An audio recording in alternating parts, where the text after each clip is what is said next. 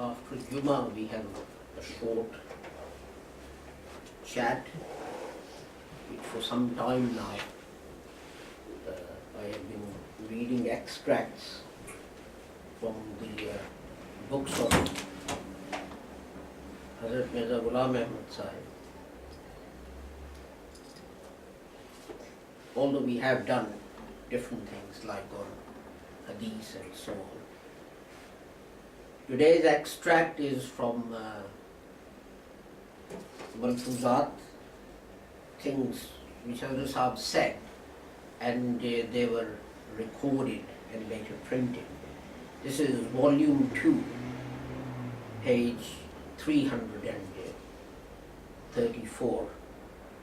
And it's interesting because this is something on which I spoke earlier on, and that was, which is better, a good life or a long life? So maybe I had read this and it remained in my mind when I said that. But this is on page 334, and whoever compiled these gave it the title, The Spiritual Power of the Holy Prophet. A good life is that which is spent well, although it may be short.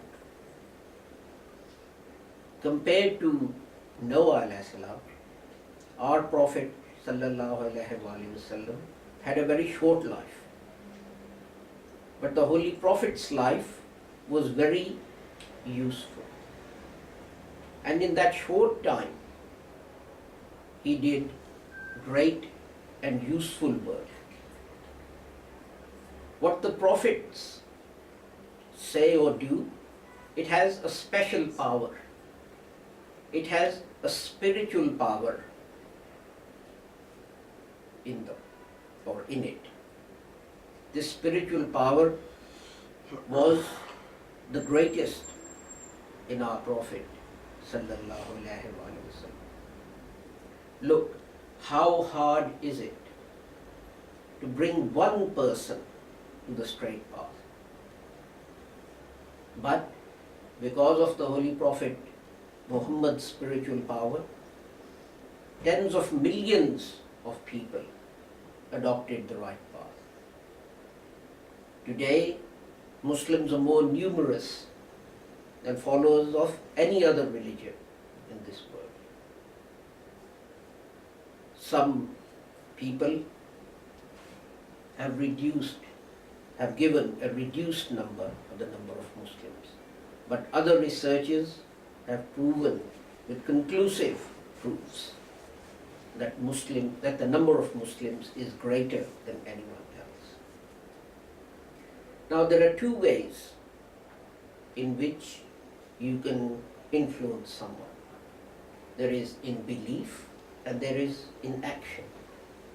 In belief, all Muslims follow the kalima, La ilaha illallah, there is only one God. And even in practice, in some things, for example, not to eat swine flesh, all the Muslims, whatever their sect and whatever their country, they all act on it with great force. But in doing of bad things, the easiest is to lie. And this is something which can be done very easily and very quickly. Because for adultery or stealing, you need strength, perhaps wealth, courage, bravery. But to lie, you don't need any of these things. All you have to do is to just move your tongue. The Hazrat Sahib hasn't written this, but on television someone said to a person, I know when you lie. And they said, how? And the reply was, because your lips move. So some people lie to that extent. Then Hazrat Sahib says, despite the fact that it is so easy to lie that you only have to move your tongue.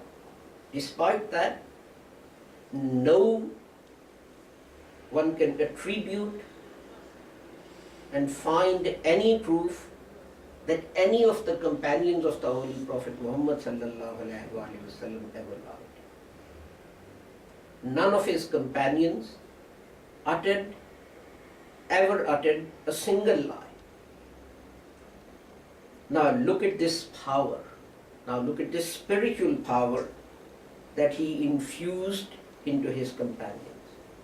Now compare this with followers of Isa. At the time of arrest of their prophet, they denied knowing. One took 30 pieces and had him arrested. One of his companions says that the Messiah showed such signs that if we were to write them down, this world is not big enough for the number of signs that he showed. Now look, what great fabrication is this? Things that happened in this world, at the time that they happened, the word bore them. The word was big enough to take them. So why is it that those signs were so great in multitude that if you write them down, the world wasn't big enough to take them? And why did all this happen? Because the prayers of the Holy Prophet Muhammad sallallahu alaihi wasallam were acceptable to God more than any other man's prayer.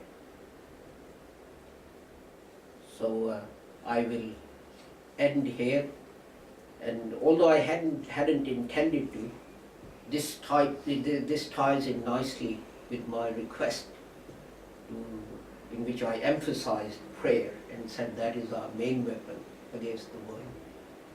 That this was Hazrat Sahib's belief, and that was what the Holy Prophet Muhammad relied on for his success. I thank everyone who joined us for our broadcast. Thank you very much, and also for your suggestions, for improvements, etc. We will see you, inshallah, next week at the same time. Remember, Ramadan is coming, so we should start preparing for that. So if you start giving up your excessive tea drinking and cigarette smoking now, start reducing it, you will have less trouble when it comes to fasting. We'll see you next week, next Friday at the same time. In the meantime, Assalamu alaikum, Khuda Hafiz. May God keep all of you safe and sound.